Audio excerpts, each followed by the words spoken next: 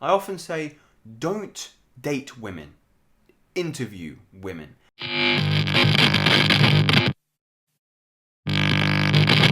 Gentlemen, one of my subscribers recently asked me a question about this concept of oneitis and how he should approach it. And I thought this was a very interesting topic to talk about, one that I've had some experience myself and maybe in fact that you have some experience with. So let me first clarify what I mean by this term of oneitis. Oneitis refers to an idea that some men have that one woman is going to be the woman for them for the rest of their life. That there is typically only one woman that is going to meet all his needs, and there is no better woman with better value out there. And many of men get deluded in this idea, typically because it's their first relationship. I think that's a fair comment to make. That was the case for me. Because you have your first relationship, your first girlfriend, your first lover, and things are excited. You only have one reference point for what it's like to be in a relationship, and you cling on to it, you strangle it, and you become all soppy and pussy whipped, and it deludes you into this idea that you'll never find another woman out there with the same values and make you feel the same way that you did with your first love, or lust, I should say rather. Because it is typically lust, and this is where I'm going to base my rationality in which you can approach curing yourself of oneitis, because typically it is rooted in lust and pleasure, as that is the theme of the channel. So watch how you react to this following idea if you're in a relationship and you may think that you have oneitis. Meditate on this idea. Now just watch how you feel when I say this next part. Try and go 1 month without having sex with your woman. Now for many of you, that's going to be met with some anxiety. Some of you are immediately going to brush that off and think, why the fuck would I do that? There's no point to that whatsoever. Some of you are going to be curious. Some of you are going to wonder what I'm trying to convey when I say that. And what I'm trying to convey is very simple. I believe oneitis is rooted in this idea that most men feel that their woman can't provide them any other value other than sexual gratification. I mentioned before this idea of being pussy whipped, of being so misled and enslaved by the pleasure that your woman can give you, to the point where you don't believe that it can be reciprocated in any other relationship. And in fact, it's the way of the world at the moment that so many men are so desperate to get into relationships that they settle for the bare minimum. There is no high toll for the entry into a relationship, because you have to realize that women control the access to sex, but men, we control the access to the relationship. But many of you men have almost a free entry to this domain that it's quite alarming. And if you're told to get into a relationship with you is free or very low priced, then you are going to get a low value person coming into your relationship. What I would invite you to do when you approach entering a relationship with a woman is look beyond the value of sexual gratification that she can give you. And this is something that I mentioned in my previous video. You see, this is why sexual restraint is so crucial nowadays, and why I believe a new age of sexual revolution is going to start in the next 10 to 20 years. And in fact, now, more men are becoming abstinent, celibate, and becoming more, let's say, sensitive to who they share their sexual energy with. And it's almost the contrasting opposite from that 60s, 70s sexual liberation era, because we have become so desensitized to fundamentally pure and divine and reciprocal loving relationships. So when you are let's say musing on this idea of letting somebody into your relationship with you, I have to invite you to screen your women with the utmost prejudice. I often say, don't date women, interview women. And that is how you should conduct yourself when you're out in the dating market.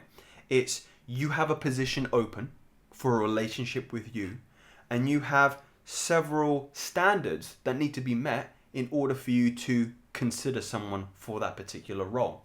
And you may laugh at me, you may find that silly and not in the, let's say, realm of empathy and love and all that lovey-dovey stuff that you like to feel in a relationship. But the matter of fact is, if you're going to get away from this notion of oneitis, you need to have an understanding of what value and what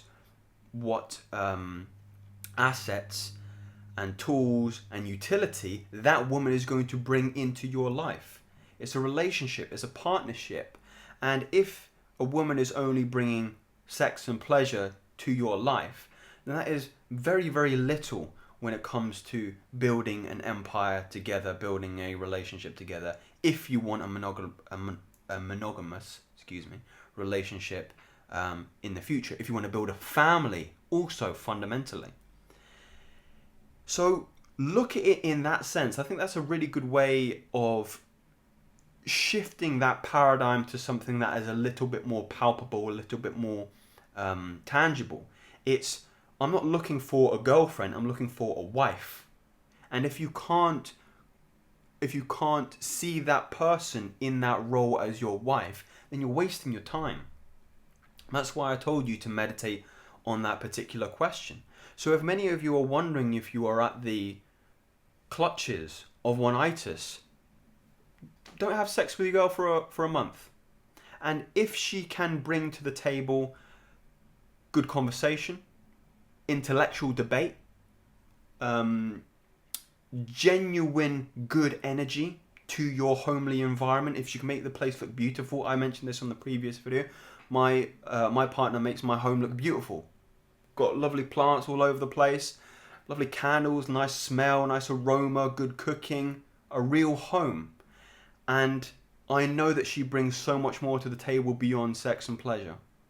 She brings good, like I mentioned, intellectual debate, education, always challenges my knowledge and pushes me to the limits of what I understand and challenges me to go further and to question my own understanding of things. Doesn't just say yes and roll over, but an actual combatant and an actual part of the equation to my own inner growth, mentally, physically, and spiritually. So you need to sit down and do some serious work. Crack open a journal, get a piece of paper and write down, if you are opening for the role of relationship with yourself, what are the standards that need to be met? If you're building a business, what partner is going to support your vision? If you're a visionary, or if you are more, let's say, comfortable with a 9-to-5. I mean, I've got nothing against the 9-to-5 if you enjoy your 9-to-5 and you enjoy working for somebody else because you believe in their vision. But whatever your future looks like, your idea for your future looks like, can you find a woman that's going to be congruent with your vision? And what are the attributes they need to have to the table beyond sex? Don't even think about sex in the equation, because that is, although it's an important fundamental of the relationship, it's not going to sustain you long term if they're not bringing anything else to the table. As I've threaded through this dialogue already, oneitis comes at the consequence of believing, of being deluded, or let's say misled by the sexual gratification somebody can bring you. And that's why it's so important that we can't think from that aspect anymore. We need to think deeper, more intuitively, more intelligently about bringing women into our lives. So I hope this was an interesting conversation to consider, to meditate on, to think on deeply. And really do, if you are in a relationship, exercise that particular exercise. Say to your girl, look, I wanna try going a month without having sex and see if this has got any legs. And if she's stale, boring, and doesn't have any value to that, then sorry, bro, you're positive for Oneitis. Need to get her out of there. So, if you subscribe, no meditations at the end. If you subscribe to anything that I've said thus far, subscribe to me, brothers, and I'll bring you something else very, very soon. Take care.